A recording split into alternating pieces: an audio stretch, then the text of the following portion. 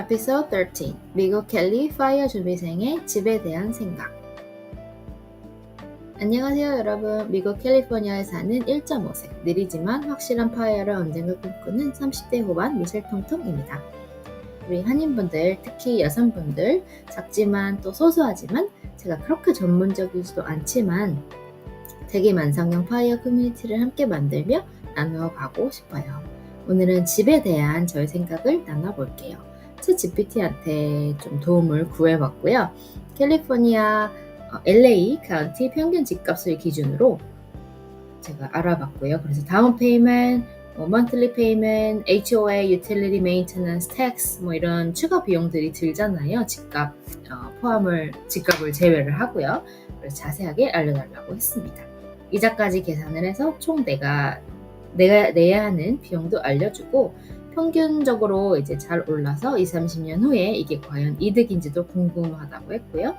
나는 큰 돈을 깔고 앉아있고 또 유동성도 없고 팔기도 또 힘들 수도 있고 돈을 쓰려면 이 집을 팔아야 하잖아요. 그래서 고민 중이라고 했어요. 한 군데 돈이 묶여있는 것도 싫고요. 그래서 제가 집을 사기에는 지금 현재 연봉이 한 7만에서 8만 불 사이니까 좀 빠듯할 것도 같던데 그래서 영혼까지 끌어모으면 다운 페이먼트이랑 마련은 가능하겠지만 이런 식으로 챗GPT한테 물어봤어요. 네, 그래서 LA 카운티 기존 단독주택 평균으로 나왔는데요. 네, 그래서 제가 콘도라고 안 치고 그냥 집이라고 했더니 단독주택의 정보가 나왔어요.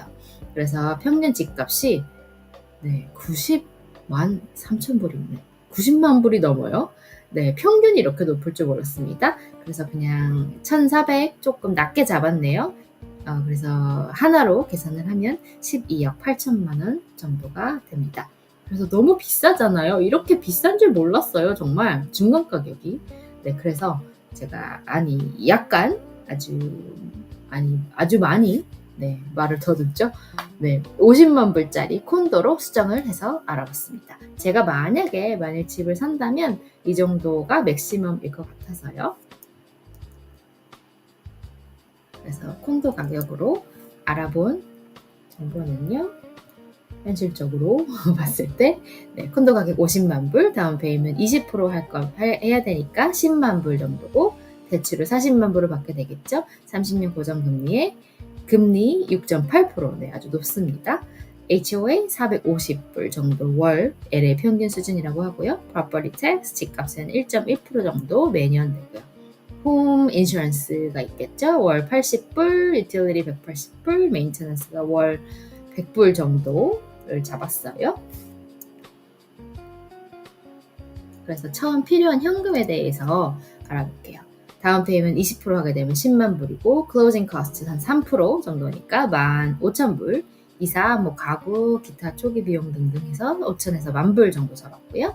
그다음에 총 초기 현금이 12만에서 한 12만 5천 정도 든다고 합니다. 그래서 매달 내는 비용을 정확하게 한번 알아볼게요. 저는 숫자를 좋아하는 사람이니까요. 정확하게 해야 됩니다. 몰게지가 원금 플러스 이자겠죠? 2,610불 정도고 property tax 458, HOA 450, 그다음에 홈 인슈런스 80, 유틸리티 180, 메인테넌스 100불까지 해서 3,880불, 약 한 3,900 정도가 매달 나간다고 보시면 되겠네요. 그래서 30년 동안으로 보면 몰기지만 봤을 때는 이제 2,610에 369 하니까 93만 9,600불이 나왔어요. 원금이 제가 40만 불을 대출을 받았죠. 근데 이자가 6.8%인데 이게 맞나요? 정말 깜짝 놀랐습니다. 40만 불을 빌렸는데 이자로만 54만 불을 내는 거예요. 이게 맞는 계산인가요? 네. 그래서 30년 동안 총 비용을 계산해 봤더니 쭉 이제 나왔죠. 이제 30년을 곱하니까 액수가 좀 커지긴 했는데요. 그 몰게지 다운 페이먼트 말고는요. 그죠? 몰게지 90만 불 넘었죠. property tax 16만 5천, HOA 16만 2천, 기타 등등 자잘한 비용들까지 해서 약 1.5 밀리언입니다. 1.5 밀리언. 엄청나죠? 그래서 제가 이 집값이 얼마나 오를까라고 했을 때 아까 1.5 million은 제가 이제 그 돈을 낸 거잖아요. 그래서 이제 집값이 얼마나 올라서 팔 수가 있냐라고 했을 때 이게 30년 후에는 한 1.62 million 정도 된다고 합니다. 명목상으로는 한 3배 이상이 오른다고 해요. 제가 50만 불에 샀는데 1.62 million이 되는 거니까. 근데 여기서도 중개수수료, 뭐 양도, 세금, 그죠? 리모델링, HOA, 보험료, 기타 등등 이런 걸 내야 되니까 이게 무조건 내가 다 1.62 million이 내 것이 되는 건 아니겠죠? 그래서 집을 사면 당연히 돈을 버는가라기보다는 집을 사면 내 삶이 편해지는가를 먼저 따져보는 게 맞다고 챗GPT가 그랬어요. 제 성향을 봤을 때. 왜냐하면 집은 그 수익률만으로 판단하기 어려운 자산이라고 합니다. 대신 안정감, 그 내 공간이니까 그 원하는 공간을 마음대로 꾸밀 수 있는 자유, 그다음에 장기 거주에 따른 만족감 같은 그런 비금전적 가치도 크다고 합니다. 반대로 근데 저는 약간 유동성과 선택의 자유 이런 걸 중요하게 생각하는 사람이거든요. 그래서 무리하게 큰 집을 사는 것보다는 조금 현실적인 알아봤던 콘도. 근데 이것도 지금 엄청나죠? 네. 일정 기간은 렌트를 유지하면서 투자 자산을 키우는 전략이 더 맞을 수도 있다고 하네요. 그래서 제가 그 다음에 알아본 것은 50만 불짜리 콘도 구매 vs 월세 뭐 한 2,500에서 3,000 정도 살면서 남는 돈을 S&P 500에 투자를 했을 때 30년 동안 숫자를 비교를 해보면서 어느 쪽이 순자산이 더 커지는지 시뮬레이션을 해보려고 합니다. 그래서 두 사람이 있다고 해볼게요. 한 사람은 집을 샀고 한 사람은 렌트를 한 거겠죠. 그래서 콘도 50만 불짜리 샀고 아까 같은 그런 가격으로 잡아봤어요. 10만 불, 몰게지 40만 불, 30년 네, 같은 금리죠. 그리고 렌트는 이제 중간인 2,700불 정도로 잡아봤고요. 다운 페이는 안 한다고 할게요. 그냥. 그리고 10만 불은 투자를 했습니다. first month, last month 뭐 이런 디파짓 하는 거는 약간 있을 수 있겠지만 그냥 단순 계산을 위해서 안 했어요. 추가를 안 했고요. 그래서 처음부터 액수가 차이가 납니다. 네. 그래서 초기 비용이 10만 5천 불 들고 그 다음에 렌트는 보증금 3,000불 네 포함했네요. 그 다음에 투자 가능한 금액이 약 10만 2천 불 정도, 네, 11만 불 정도라고 할게요. 이 정도로 투자를 할 수가 있겠죠. 그래서 나가는 돈 아까랑 비교를 해봤을 때 우리 3,800, 3,900 거의 다 왔었죠.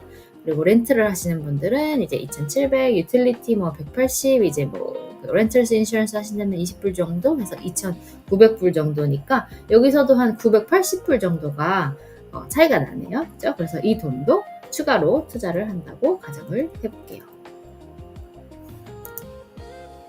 네, 그래서 30년 후 집값 평균 한 4% 정도 상승을 한다고 얘가 이렇게 잡아주었고요. 그랬을 때 죄송해요. 네. 1.62 million 정도 아까 집값이 상승 가능하다 이렇게 나왔었죠. 하지만 수수료 빠지고 이제 실제 들어오는 돈은 1.5 million 정도. 네, 이렇게 보시면 될 것 같고요. 그 다음에 렌트한 사람의 투자의 그 순자산을 한번 살펴볼게요. 렌트와 이제 플러스 투자겠죠. 그 다음에 처음에 종잣돈이 11만 불 정도. 그 다음에 요거를 S&P 500에 30년 정도 평균 상승 10% 정도로 많이 잡았어요. 그래서 1.95 million이었고요. 그 다음 매달 그때 980불 정도 남은 거 30년 동안 이것도 같이 넣으면 2.2 million. 네, 여기서 뭐 세금 이런 거 계산 안 했나 봐요. 다 제한 거겠죠? 그래서 총 자산이 4.15 million입니다. 네, 차이가 많이 나는 것 같은데요. 그래서 30년 후에 집 가치가 이제 1.62 million. 몰개지는 30년 뒤니까 다 냈다고 했을 때, 네, 그래서 결과를 비교를 해보자면 초기 현금 우리 11만 불 정도를 이제 직구매 하시는 분은 다운페이에 사용했을 거고, 렌트 및 투자를 하시는 분은 이제 투자금에 넣었겠죠. 그리고 월 주거비가 집 구매하신 분은 3,900 정도고, 이제 렌트 하신 분은 2,900 정도. 30년 후 자산, 집 구매하신 분은 1.62 밀리언, 그 다음에 집 투자, 렌트 플러스 투자하신 분은 4.15 밀리언 이렇게 나왔어요. 그러면 무조건 렌트네, 렌트를 하는 게 맞네, 렌트하고 투자하면 되겠네 라고 생각하시는 분들이 있겠지만, 이거는 이제 이 가정은 S&P 500에서 연평균 10% 수익을 꾸준히 낸다는 가정에 하에 있겠죠. 그리고 반대로 집값이 되게 많이 오를 수도 있겠죠. 네, 연 6에서 7% 오르는 지역이라면 결과가 달라질 수도 있고요. 렌트비도 매년 오르기 때문에 단순 비교만으로 결론을 내리기는 좀 힘들다고 합니다. 그래서 집에 장점이 있잖아요, 당연히. 그죠? 월세 걱정이 없고, 은퇴 후 몰개지가 끝나면 주거비가 크게 줄어들고요. 그다음 심리적 안정감이 있고, 원하는 대로 리모델링 가능하고요. 그다음에 강제 저축 효과가 있죠. 대신에 단점은 다운페이먼트 10만 불 이상이 묶이게 되고요. HOA가 계속 오를 수도 있고요. 그다음에 프로퍼티 텍스도 계속 내야 되고, 큰 수리비, 메인테넌스 피가 갑자기 많이 지붕이라든지 보일러 이런 게 나올 수가 있겠죠. 팔고 싶다고 해도 바로 못 팔아요. 셀러스 마켓일 수도 있겠지만 바이어스 마켓일 수도 있고, 어쨌든 조금 부피가 크다 보니까, 덩치가 크다 보니까, 그리고 이사 자유도가 조금 떨어진다는 면이 있습니다. 그래서 챗GPT가 하는 말이, 너의 성향에 맞춰보자면 내가 이 대화를 보면서 느낀 건, 너가 단순히 돈을 많이 벌고 싶다가 아니라 선택과 그 자유의 유동성을 상당히 중요하게 생각하는 편이라는 거라고 해요. 네, 맞는 것 같아요. 그래서 큰돈이 묶이는 게 싫고, 또 한 곳에 오래 묶여있는 게 싫고, 필요한 때 현금을 쓸 수 있는 유동성을 좋아하는 편이니까, 이런 가치관이라면 집은 재산을 늘리는 수단이 될 수도 있지만, 동시에 자유를 제한하는 자산이 될 수도 있다고 합니다. 네, 그래서 이렇게까지 알아봤는데요. 그래서 챗GPT 말이 구구절절 제가 고민하는 부분을 다 잘 짚어주더라고요. 그래서 결론적으로 저는 집을 살 여유도 조금 안 되지만, 영끌을 하면 모르겠지만 일단은 안 산다입니다. 여유가 되더라도 조금 안 살 것 같아요. 집에 너무 돈을 많이 넣는 것 같아요. 그래서 제가 쓸 것을 조금 현재를 잘 즐기지 못할 것 같은 느낌? 그런 느낌이 좀 있어요.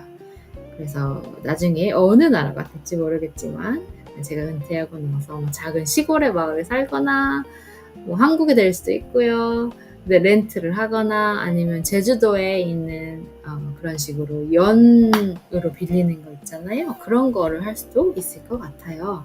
그래서 투자로 자금을 키워서 배당금을 받아서 렌트를 내려는 아주 깜찍한 계획을 가지고 있습니다. 그래서 앞으로 이 채널에서 그 배당금 플러스 자산을 어떻게 쌓아가는지 그 여정을 같이 나누면서 가보려고 합니다. 네, 오늘 여기까지 영상입니다. 긴 영상 시청해주신 여러분 감사해요. 구독과 좋아요도 부탁드립니다. 감사합니다.